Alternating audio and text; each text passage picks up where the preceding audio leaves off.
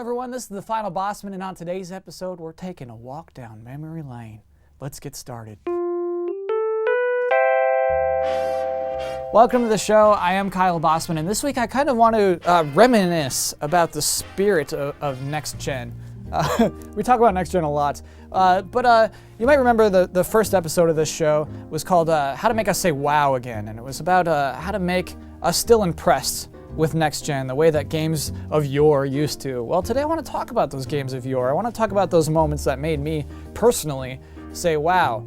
So today's list are my top 4 Next Gen memories. Let's go! The first Next Gen memory is destroying the Death Star in Star Wars Rogue Leader. This may come as a surprise to many of you, but there was once a time when I was in fact too cool for Nintendo. I owned a Sony PlayStation, and I played mature games like Metal Gear Solid and Final Fantasy VIII. I didn't have time for those baby games. When the GameCube was announced, I was like, I don't want that. Look at that thing, it comes in purple. What kind of console comes in purple? But then, I was at Target one day, and they had sort of like a demo unit showing off videos of what GameCube gameplay looked like. And one of those videos was Star Wars Rogue Leader, showing off the level when you're in an X-Wing on the Death Star. You, the player, get to pilot an X-Wing and attack the Death Star, and it looked better than the movies. It looks like you're playing that scene in the movies. You could not do that on the console you have right now.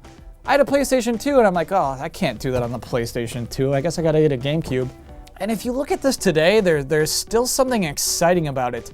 Correct me if I'm wrong, but I think this is still the most recent video game in which you get to pilot an X-Wing and attack the Death Star. What have we been doing for 12 years? My second Next Gen memory is making my friends feel stupid in Halo Combat Evolved. In high school, my friends would have these things they called LAN parties, in which they would just play medieval strategy games and never invite me. But then one time I was invited. My friend called me up and said, hey, you want to come to our LAN party? Okay. All right, cool. It's at my house. Okay, where is that? 393 Birchwood. Okay.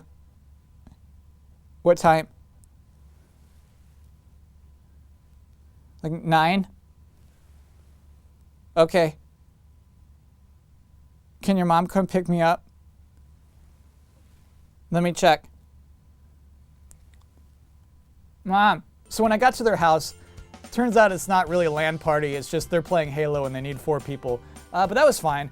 And this place was great because they had 2 TVs, 2 Xboxes, 2 copies of Halo Combat Evolved, and 2 couches back to back. So 2 people would have this TV and 2 people would have this TV, and they couldn't see each other's screens, and they were connected on the same game. I'd never had that before. And I realized PC people are probably like, lol, what, mate? But to me, that was a thing I'd never seen before. Halo 1 is a great next-gen game as far as next-gen games go. It launched with the console. It made analog sticks a viable control scheme for first-person games. It made AI exciting. It had some unique level design.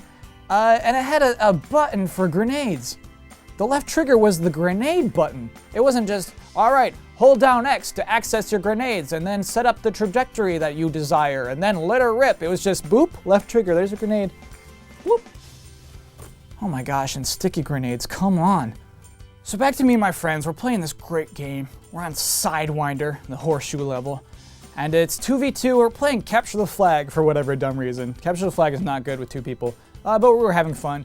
Anyway, this particular match, it was the 2 best guys versus the 2 worst guys. Me and the other worst guy versus the 2 best guys who always beat us. Anyway, I somehow took the flag from the best guy's base, and I ran out straight out of their base into the snowy horseshoe, and I panic, and I run straight into the dead-end cave like a big idiot. And so then I start screaming for help, like, buddy, help me, I'm in the cave, come. And of course, our opponents are right behind us, and so they hear that, and so they surround the cave. One guy gets a tank, the other guy gets a ghost, and they just kind of like hover, waiting for me to come out of the dead-end cave with their flag. And so my friend, he also heard me screaming. He comes out into the cave and he's like, okay, I'm here. I got you, buddy. I got your back. Hey, come on, you idiot. You're on the other side of the bars. How are you supposed to help me over there? And then suddenly we both get the same idea and we start giggling to each other. I take the flag and throw it through those bars. And he catches it, and we think this is hysterically funny. We just start laughing. And the other two guys are the good guys, and they're tanks and they're ghosts. They're like, why are they laughing? Let's get out. Let's run into the cave and see what's going on. And they do. They shoot me and kill me because they're better than I am. But I just kind of take the bullets and laugh and say, ha, you're too late. And they're like, what is it? Why is he so confident? Where's the other guy? Where's the flag? It's got to be around here somewhere. And then we start laughing even more hysterically. This is the best. And then this is something that you should never do if you're couch to couch. The guy turned around to look at our screen. This is flagrantly against the rules of back-to-back couches. But it didn't even matter, because all he could do is watch my friend, the worst guy, march straight into our base and win the game. And we just stood up, high-fived, and I remember this part perfectly. We said, buddy, that was a next-gen experience. My next-gen memory is going up in Starfighter. So when I got my PlayStation for Christmas, I got it with two games, Jet Moto and Bubsy 3D. Jet Moto we did that whole episode on earlier, and in Bubsy 3D we did that 3-part series that was widely acclaimed. Oh, it's not online anymore if you're looking for it now, because Viacom has actually optioned those 3 shows to become a major motion picture, which is exciting. And it's a little early, but I might be played by Diane Keaton. So, anyway, so I had just those 2 games, which didn't necessarily blow my mind. You know, those are cool games, but I wasn't like, oh my gosh, video games are the future, man. But on my birthday, I got this game called Starfighter, which I'd never heard of before, and probably you haven't heard of still. And what Starfighter is, it's you're in a spaceship again. It's kind of like Star Fox at first. You're just kind of cruising around. You can destroy things, but then you can fly up, and you can fly up for some reason as far as you want to. You can fly up straight into space, and you could be in space. And there's no reason to. There's nothing up in space, but you're there because you wanted to. And you can just kind of hang out in space. There's no pressure on you to do anything, and then you can fly back down whenever you feel like it. And it's just sort of a thing that just smashed my brains. That is something that just said, you thought video games were this? Well, how about this? What do you think now? And I'm like, whoa, everything. I think everything now. And it was just sort of a gateway to the possibilities of what this little medium was capable of. And it's a pointless freedom that's rare in video games today. Today we sort of just have, hey, cadet, that's the end of a war zone. You just hit an invisible wall.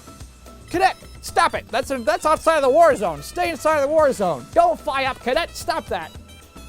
Starfighter, it's like, cadet, what are you doing? Whatever the frick I want. My final next-gen memory is spaghetti in Mario 64. Super Mario 64 is probably on anyone's next-gen memories list. That game, gosh, that is as next-gen as a next-gen game could be. It was impossible on prior hardware. It's just forward-thinking, just full of all these crazy, unique ideas you'd never seen before. Mario 64 just honestly had a certain magic to it. It had a power that's hard to pin down. And my memory of it was, I didn't have a Nintendo 64 ever, but it was a game that I would watch other people play and just eat it all up in my eyeballs. I loved watching people play the game. The first time I ever saw it though, it was Christmas, 1996, and my uncle had a Nintendo 64 and he was really good at Mario 64.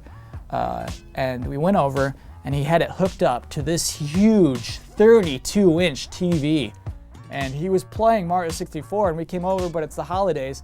And it's like, hey, we're here and now we gotta do family stuff, do adult talking. Hey, how are you doing? And I'm like, no, I wanna watch Mario 64. It's like, no, you can't, child.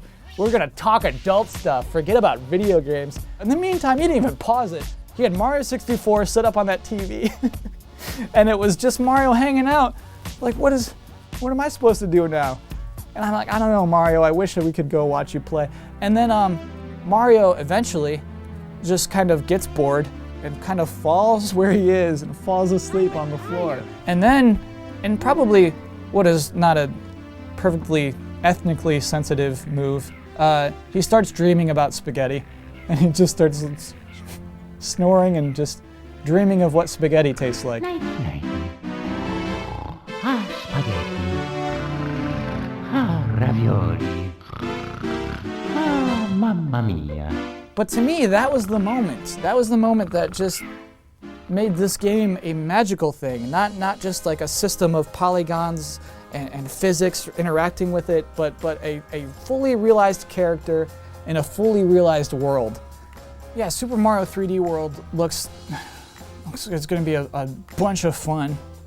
Like, we're all going to just tweet about how great it is. But to me, it seems like it doesn't even aspire to accomplish half of what Mario 64 already has.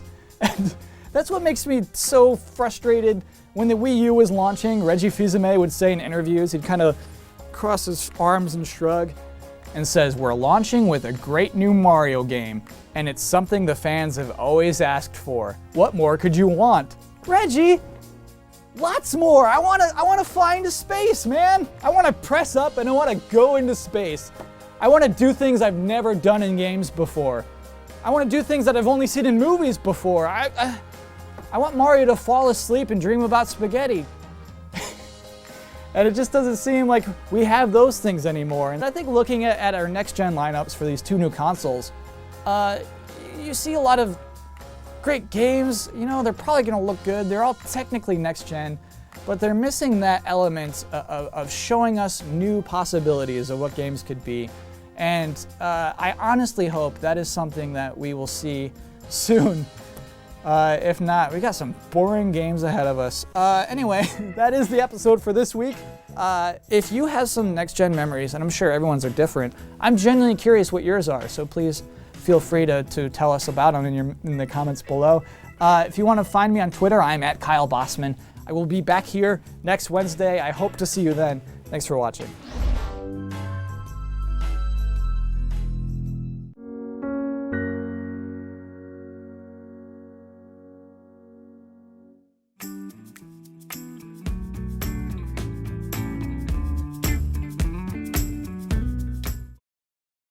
Cadet, come in, please. What are you doing? Whatever the frick I want.